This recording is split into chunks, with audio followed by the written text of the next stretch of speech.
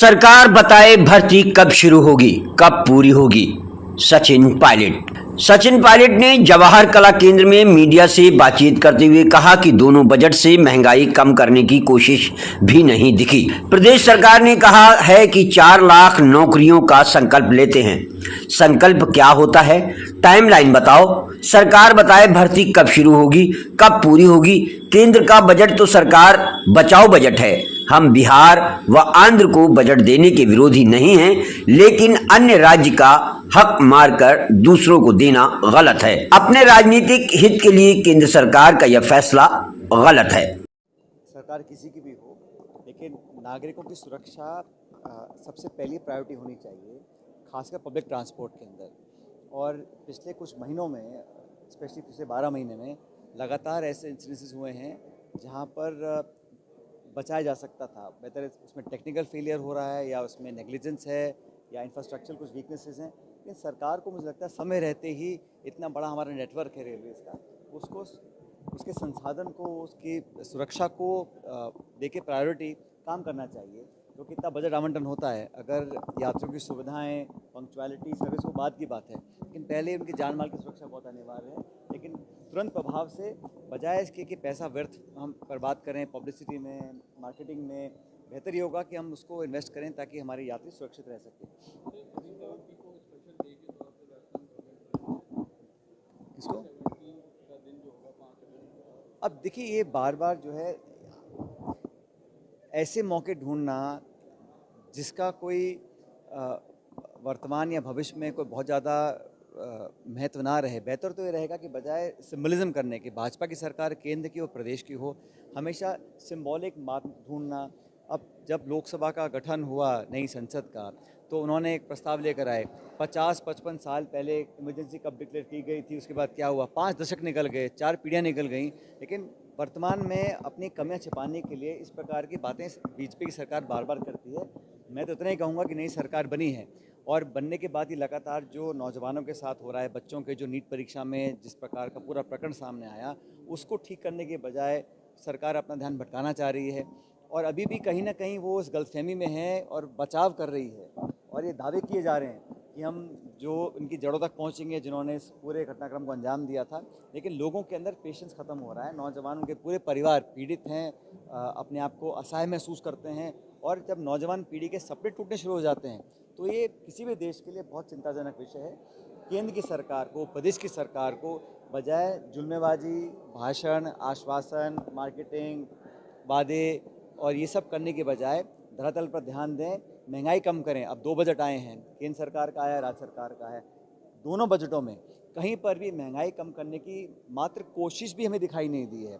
और job creation की बात करते हैं, अब प्रदेश सरकार बोलती है कि हम 4 लाख लोगों को रोजगार देने का संकल्प लेते हैं। संकल्प का क्या मतलब होता है?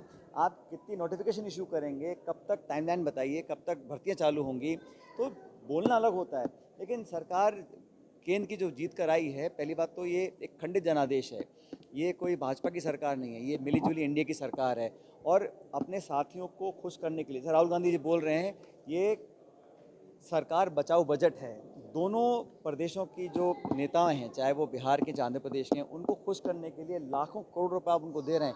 हमारा कोई विरोध नहीं है बिहार के लोगों से, आंध्र के लोगों से, लेकिन जो बाकी राज्य हैं उनका हक मार के आप किसी और राज्य को देंगे सिर्फ अपनी पॉलिटिकल सर्वाइवल को सुनिश्चित करने के लिए, ये भी गलत मानता हूँ मैं। और राज्य सरकार का जो बजट था, जो चर्चाएं विधानसभा में हो रही हैं, कोई संतोषजनक जवाब कोई मंत्री नहीं दे पा रहे हैं।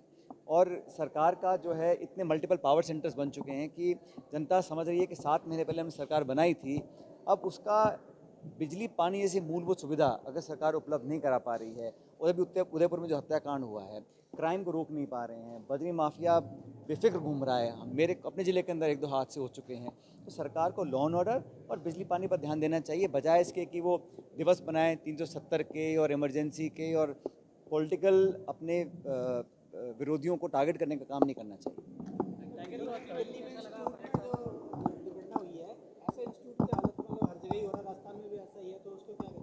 ये जो दिल्ली में हुआ है, एक तो जो विक्टिम हैं, नौजवान लोग हैं, प्रतिभाशाली लोग हैं, जो अपनी गाड़ी कमाई खर्च कर कर मेहनत कर कर अपने अपने जीवन में कुछ करना चाहते थे, उनके सपने, उनके परिवार के सपनों को ध्वस्त किया गया है।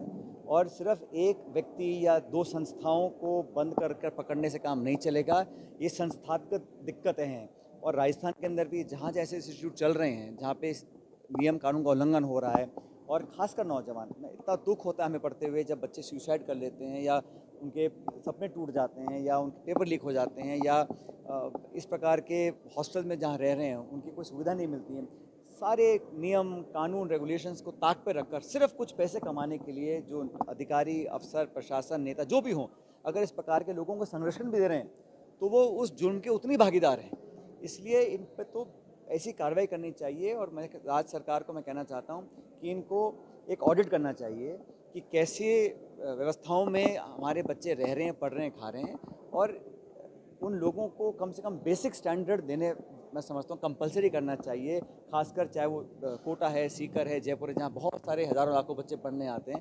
तो इससे पहले इस प्रकार की और घटनाएं हों, हमें इससे सीख लेकर उचित लोगों को जो दोषी पाए जाए उनको दंडित करना चाहिए और भविष्य में इसकी पुनरावृत्ति ना हो, इसको रिपीट ना हो, इस सरकार को सुनिश्चित करना चाहिए।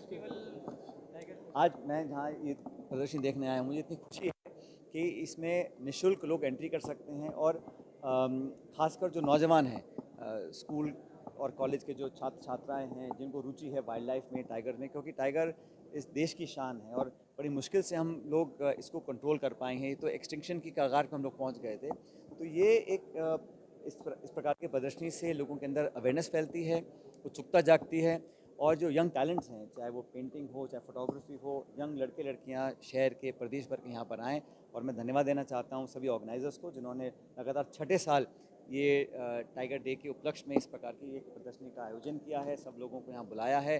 और सबसे अच्छी बात मैंने कहा ना, निःशुल्क है, लोगों को प्रोत्साहित किया जाता है। एक अच्छी एक कमेटी है जो जज करती है विजेता कौन होंगे। और मैं खुद समझता हूँ कि जितना ज़्यादा आजकल बच्चों को मोबाइल, लैपटॉप, आईपैड, टेलीविज़न से फुर्सत नहीं है, तो वो नेचर में जाएंगे, अपने सराउंडिंग्स को समझेंगे, अपनी इकोलॉजी को समझेंगे, और इस खूबसूरत जानवर को हम लोग कैसे आगे भविष्य में प्रिजर्व कर सकते हैं, ये जानना बहुत ज़रूरी है। करीब 7 महीने से राजीव गांधी युवा मित्र और कई ऐसे युवा बेरोजगार हैं जो लगातार यहाँ तो धरने देने की परमिशन वापस ले दी गई है, तो जिन लोगों की नौकरी छीनी है उनको न्याय मिलना चाहिए। और मैं तो हमेशा कहा है कि अगर आप किसी को नौकरी नहीं दे सकते हो तो जिनको दी उनको छीनो तो मत।